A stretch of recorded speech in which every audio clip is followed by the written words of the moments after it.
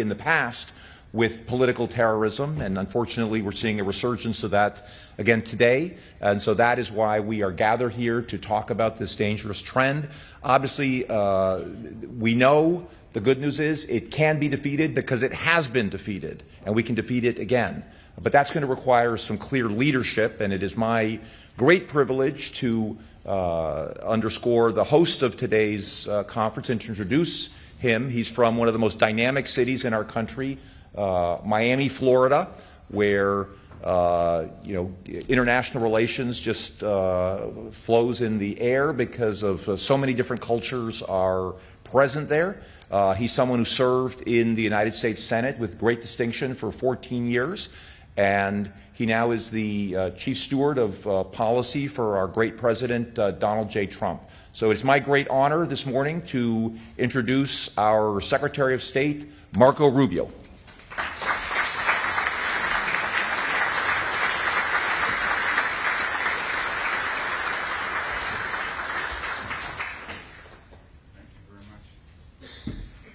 Thank you all. Thank you all for joining us here today. I'm very honored that this distinguished group of people that have traveled from around the world to be a part of this important conversation. We're grateful to you.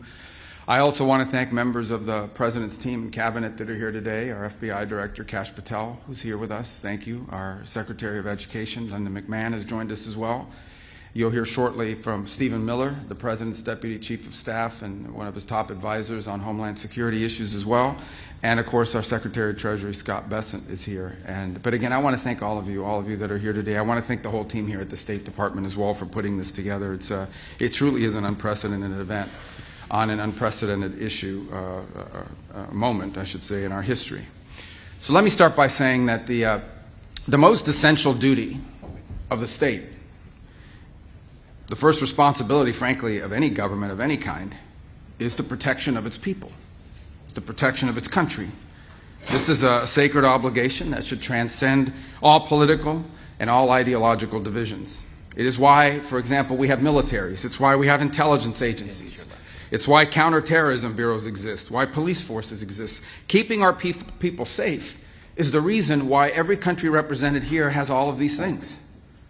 We are all very well acquainted, as of now, of course by now, with what has been described as traditional terrorist threats.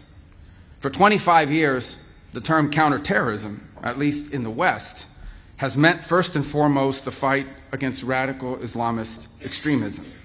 And there's a very poignant reason for that. On the 11th of September, in the year of 2001, 19 men murdered 3,000 people here in my country.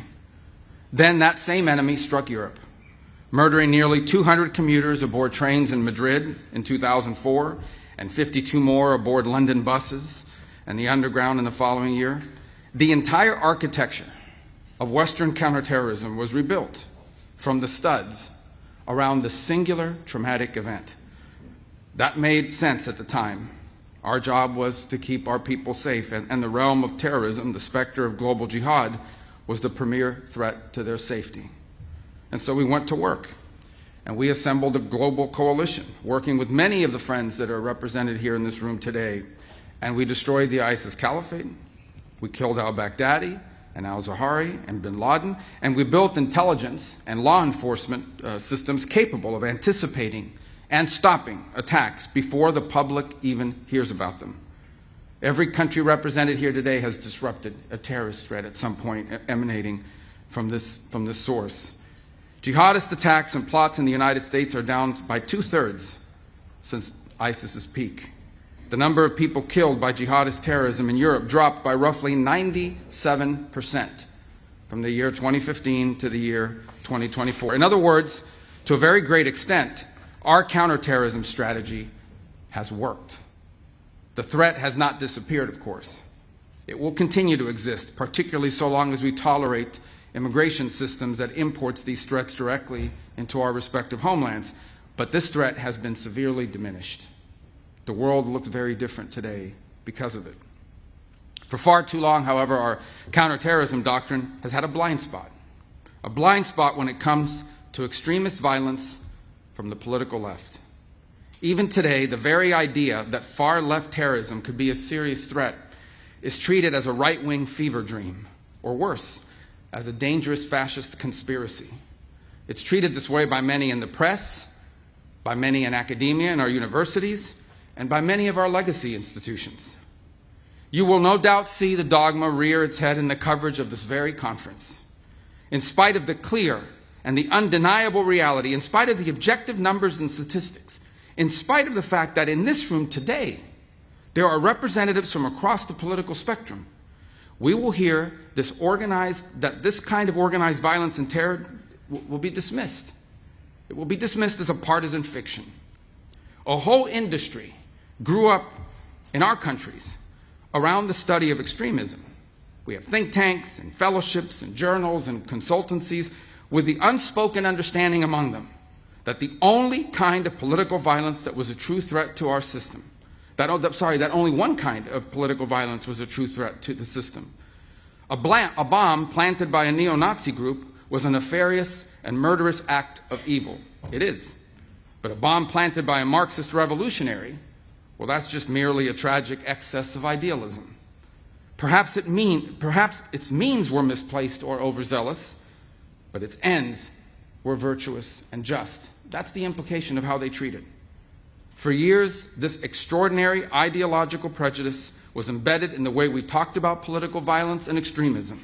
It was repeated again and again until it was accepted as the neutral and objective baseline, so entrenched in the mainstream conventional wisdom that it came to be regarded as an apolitical fact. It is the reason why, here in my country, so many people in positions of power have repeatedly dismissed acts of violence and even terrorism as legitimate forms of political expression, so long as they served a left-wing cause. It is why during those so-called George Floyd riots in the summer of 2020, as criminals and extremists burned and looted their way through America's great cities and nearly brought the country to its knees, city governments all across the country simply refused to prosecute the people conducting these acts of violence and terror. It is the reason for the now infamous image, maybe you all recall this, of a news anchor from a very prominent agency, a news anchor standing in a neighborhood consumed in flames. Meanwhile, the chyron on the bottom read that the protests were mostly peaceful. This was something worse than a double standard. Left-wing violence was not just excused, it was treated as sacrosanct, a protected class unto itself. That era has to end. The coalition in this room today includes political leaders and experts and law enforcement officials from more than 60 countries across the world. You have come here from a wide range of governments, parties, and political persuasions. Some of your governments and ours disagree publicly. Sometimes we disagree sharply about trade, about energy, about immigration. You did not come here today because you have been persuaded on every single aspect of the American view of the world. You came here. You are here because 2 weeks ago, a 72-year-old woman was burned on over 80% of her body in her own home in Greece, and she died, executed by a firebomb because her daughter dared to stand for office. You are here today because for 5 days this winter, the lights went out in Berlin, the longest blackout in the city since the Second World War, sparked by an attack that left tens of thousands of households without power in the freezing cold and left an 83-year-old woman dead. You are here and you came because a month after that Berlin blackout, a French 23-year-old succumbed to traumatic brain injuries, beaten to death on the streets of Lyon by a group of far-left militant thugs. You are here because your political leaders are being attacked and stabbed and shot in your streets, because your businesses have been bombed, because your railways have been sabotaged, because your police officers have been beaten and burned. You are here because this is real, and it is getting worse, and it can no longer be denied, and it can no longer be ignored, because it is time to crush this evil forever. The simple fact is none of this that I've just described is new.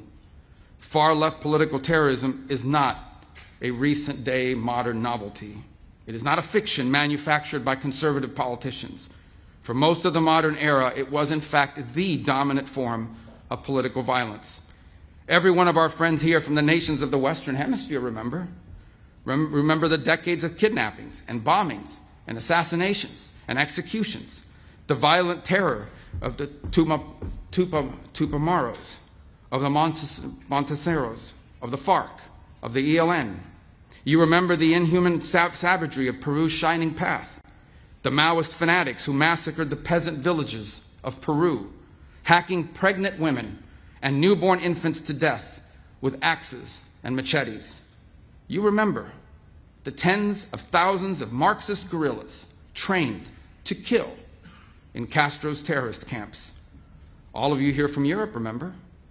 You remember the machine gun massacres of Italy's Red Brigades, which held the 5-time prime minister captive for 55 days before subjecting him to a revolutionary so-called people's trial and executing him in 1978. You remember the Red Army faction's nearly 3-decade campaign of bombings, kidnappings, and assassinations in Germany, murdering dozens and injuring hundreds more. You remember the 17 November organization in Greece, the Marxist extremists that terrorized Athens for more than a quarter century, including, by the way, shooting my country's CIA station chief dead outside of his home, in front of his wife, as they were returning home from a Christmas party. And here in America, we remember. We remember the same reign of deadly terror, justified by the same slogans, motivated by the same wicked ideas. We remember the Weather Underground, which bombed the Pentagon, which bombed the State Department, and bombed the Capitol.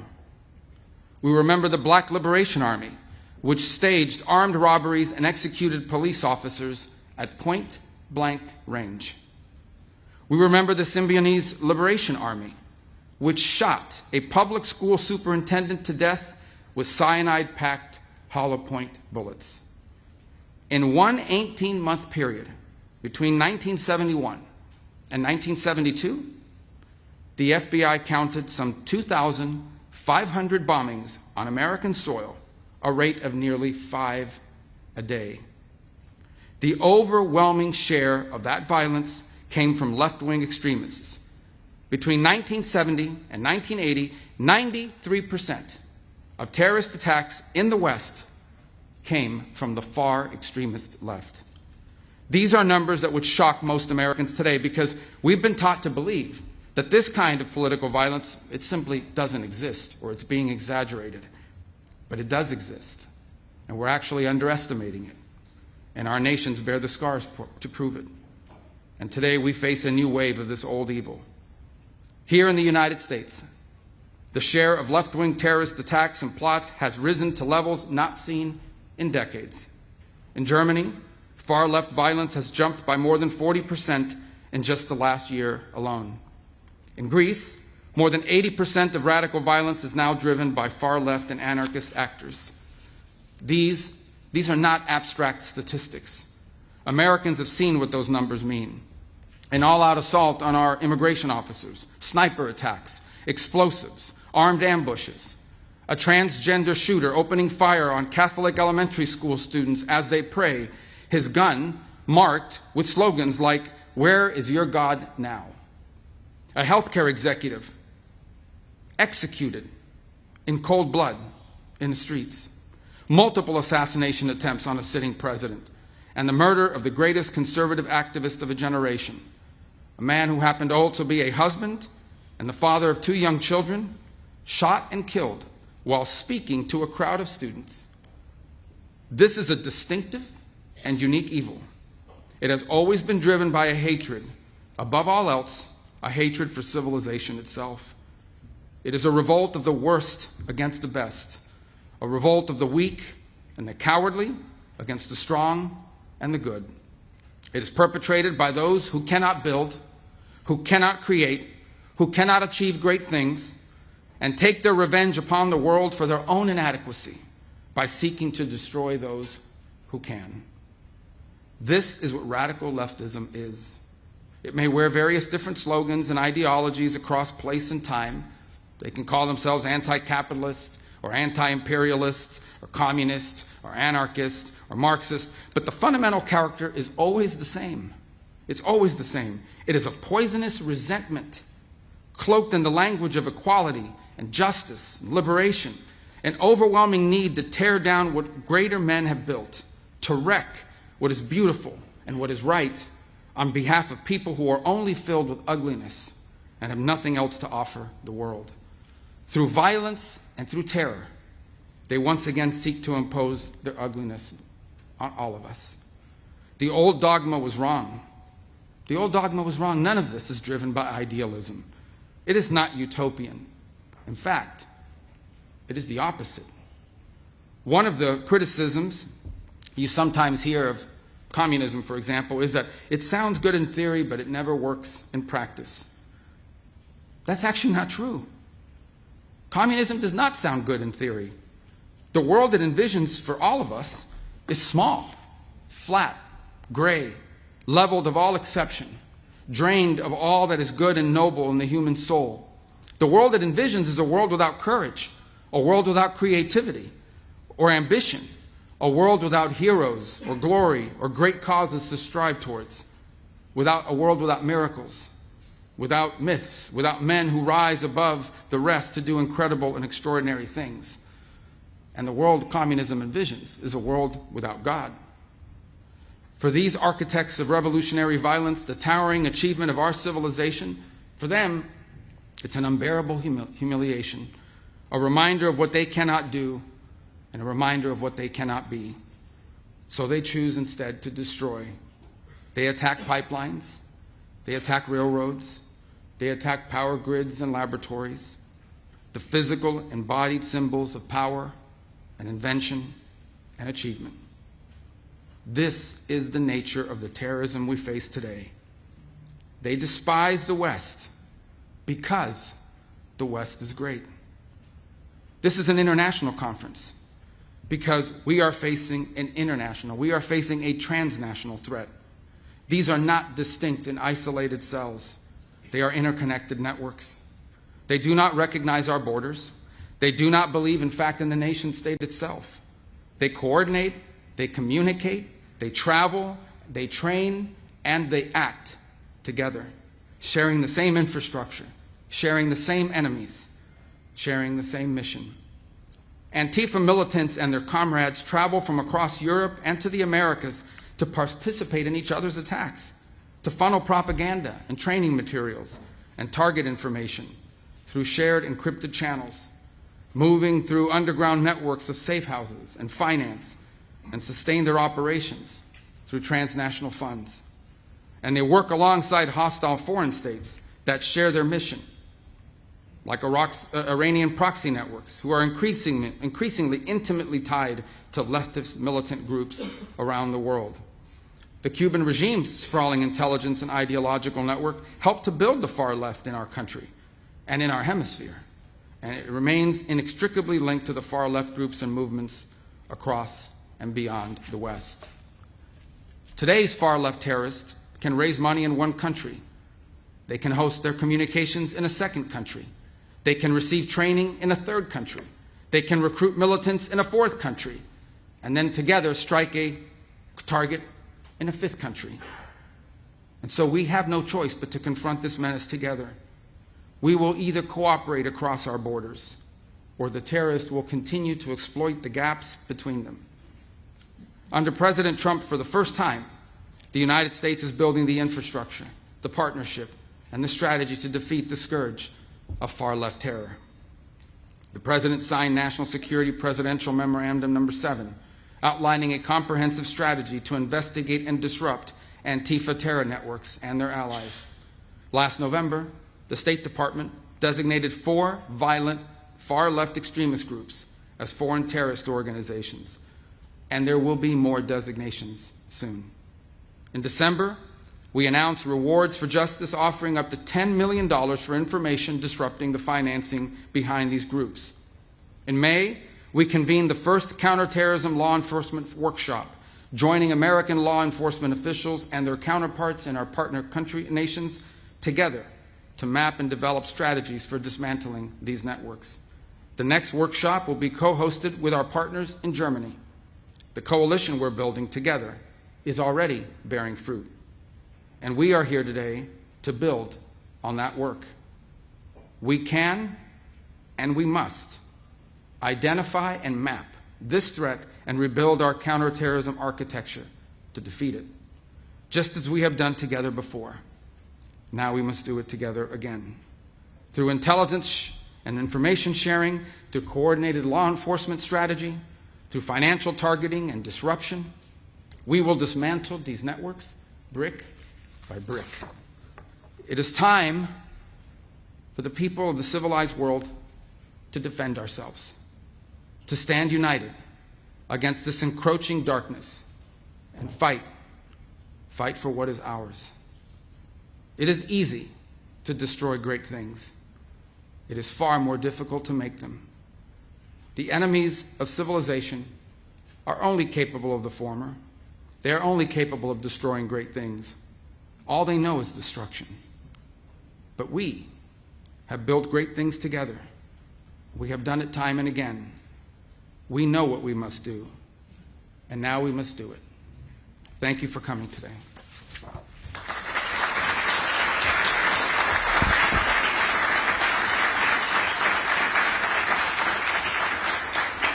And now I want to introduce someone I work with very closely and has been a leader in this field. He is a Deputy Chief of Staff and one of the key advisors to President Trump. He also heads up all of our Homeland Security initiatives and understands this issue probably as well as anyone in the United States government, Stephen Miller.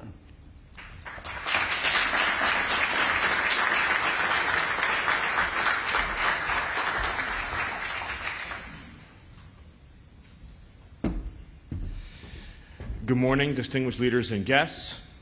It's good to see so many familiar faces. And thank you, of course, to Secretary of State Rubio for organizing this conference and for leading this initiative.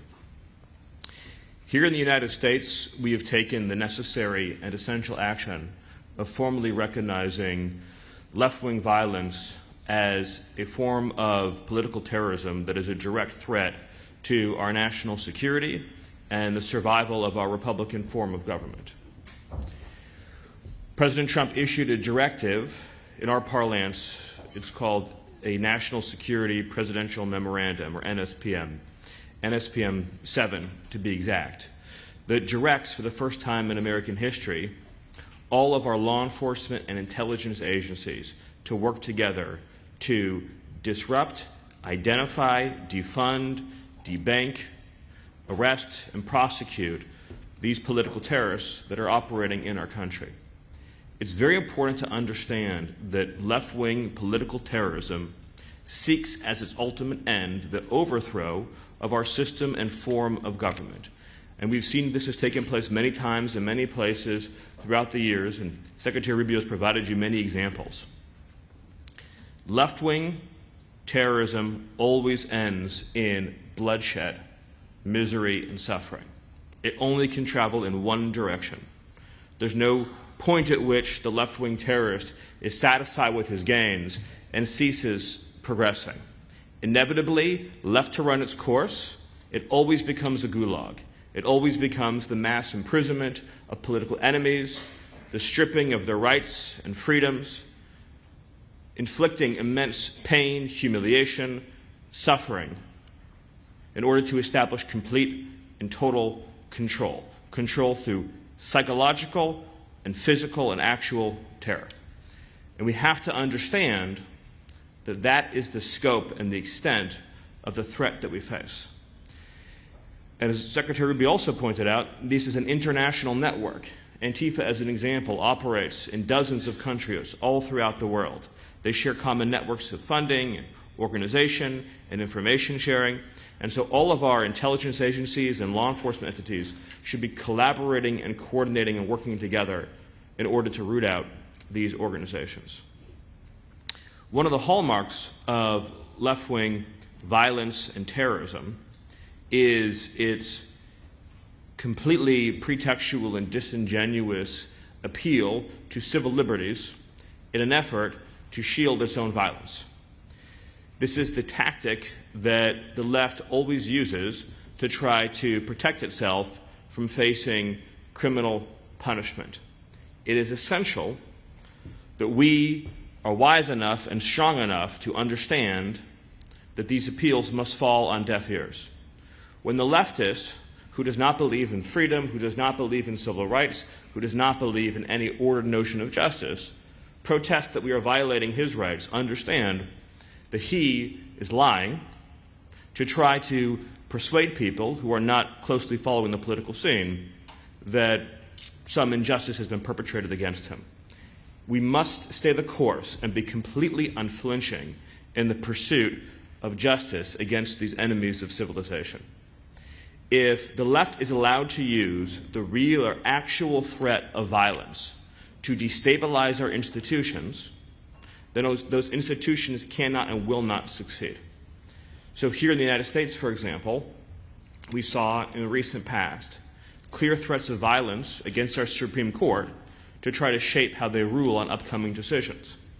The leftist does this with the full desire, intent, and understanding that the threat of violence against a public figure or their family is meant to cow them into behaving or acting or conducting themselves differently.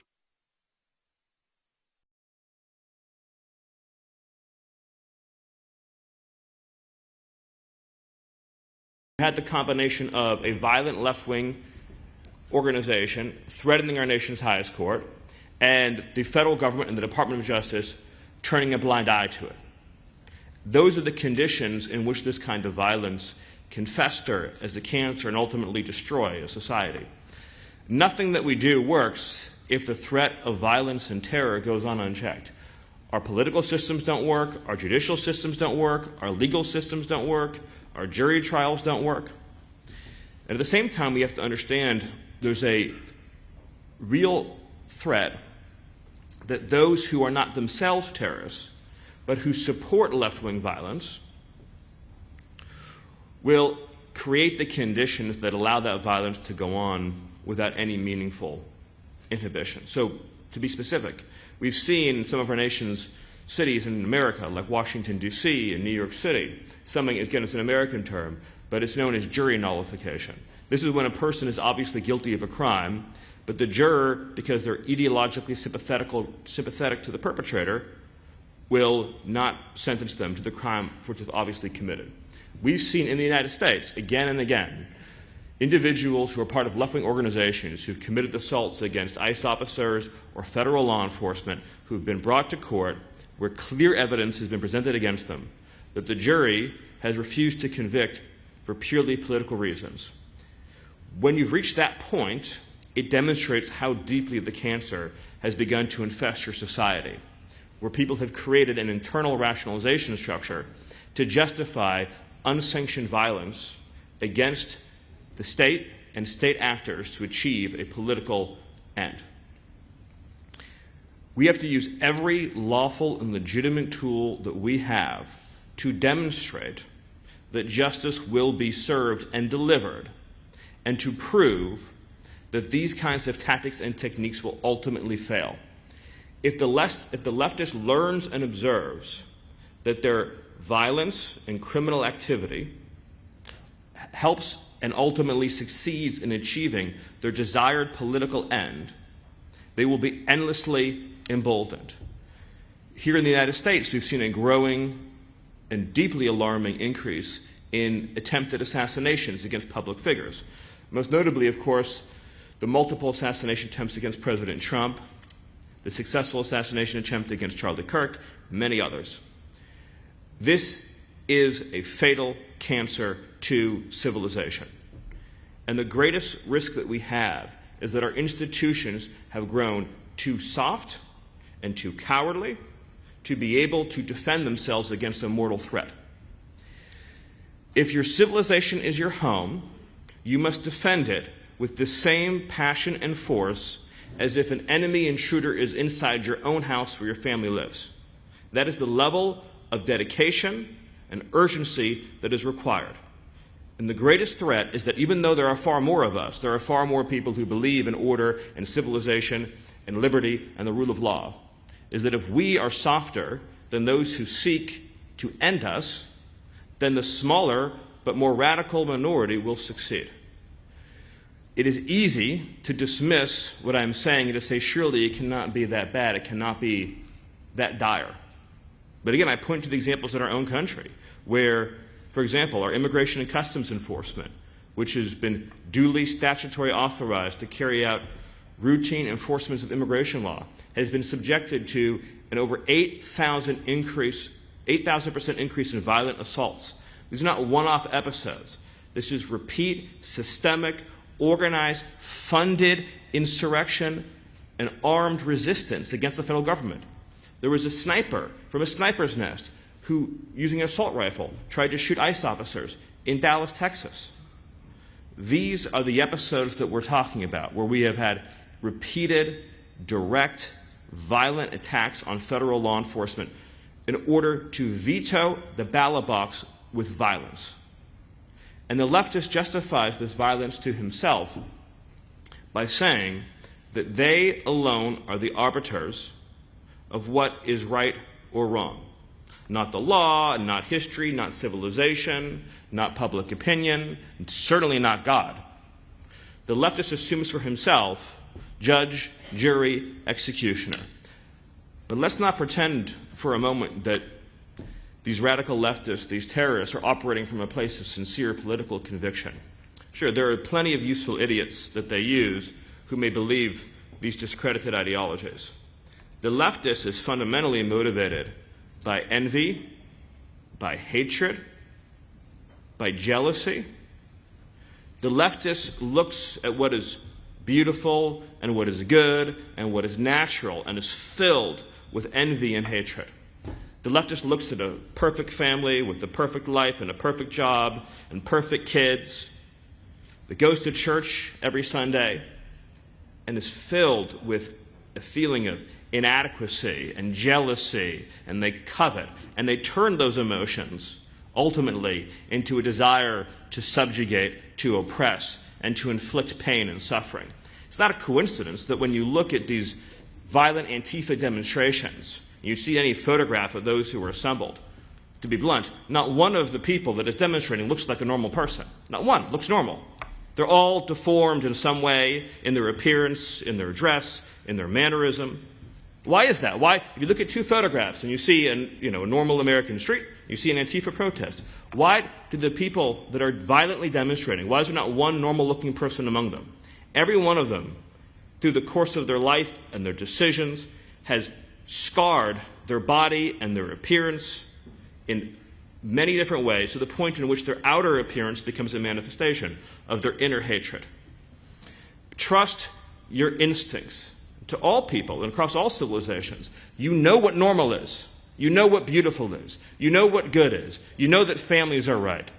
You know that children are precious and beautiful and must be protected. You know that the criminal and the junkie and the predator is a threat to normal, healthy living. This is so much deeper than issues about taxation and regulation, although they're incredibly important. It's about normal, healthy, ordered living. And the violent leftists, for these deep-seated reasons, going back to the earliest wisdom taught to us in the Bible about coveting. And I'm not talking about rich versus poor. I'm talking about a much deeper kind of coveting. Coveting people who are morally superior, who are superior in the simple, truthful way they live their lives. People that they look at who are happy and ordered and peaceful and contributing to their communities. That burns an ember in them, and that's how you end up with the horrors we've seen throughout history, where good families are dragged out into the street and executed. And you might say, again, you're describing a future that seems impossible to conceive of. When it comes to preventing these horrors, it is the burden and the duty of good people of all walks of life to understand that you will always be accused of raising the alarm too loudly.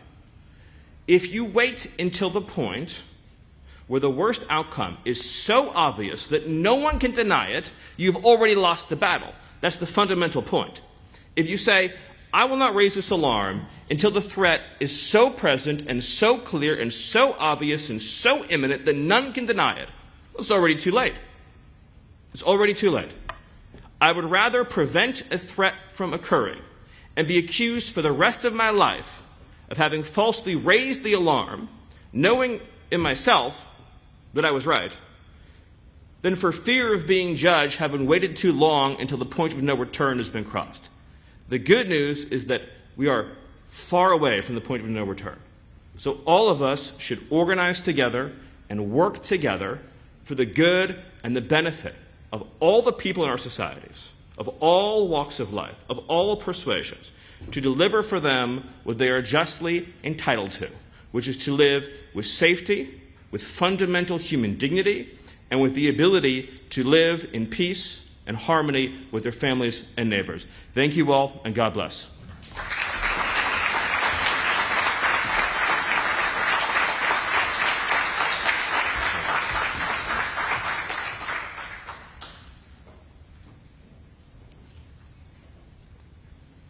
Your Excellencies and distinguished guests, United States Secretary of the Treasury, the Honorable Scott Bessent.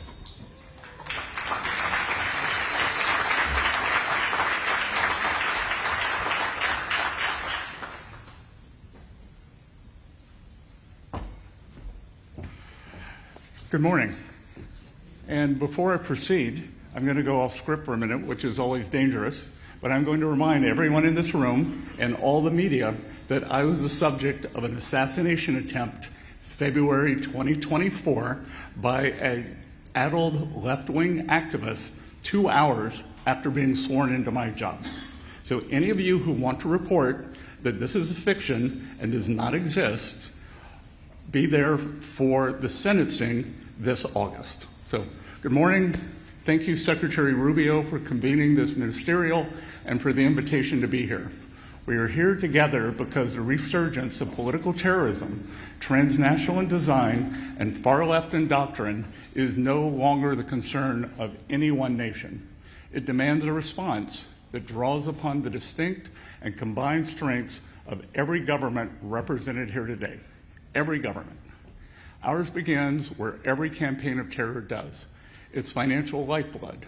And at President Trump's direction, the United States Treasury is bringing the full weight of our authorities to defend the integrity of the U.S. global financial systems. More than 20 years ago, in the wake of 9/11, Treasury became the first finance ministry in the world to establish an office dedicated to disrupting the funding networks of terrorist organizations. Treasury's Office of Terrorism and Financial Intelligence, referred to as TFI, was created in recognition of the reality that America's financial system is essential to its national security. TFI's mandate to identify, disrupt, and disable illicit foreign funds that threaten our homeland has become one of the Treasury's defining responsibilities. And today, we are extending that abiding mission to meet an evolving threat. The resurgence of organized political terrorism has long occupied a blind spot. The international community has struggled to identify this danger, much less defeat it. But as the threat of terrorism evolves, the institution tools that defend against it must adapt. We once understood terrorism principally as an external menace that is no longer the world we inhabit. Increasingly, we are confronting sophisticated, organized networks that cross borders to incite violence within them. Meanwhile, old ideological boundaries are now giving way to new operational alliances. The unified front between international Marxism and radical Islamic movements need not share the same ultimate vision to share the same immediate enemy of free and self-governing societies. That convergence should concern every government represented in this room. These terrorists understand an enduring truth. Societies are rarely subverted from afar until they have first been weakened from within.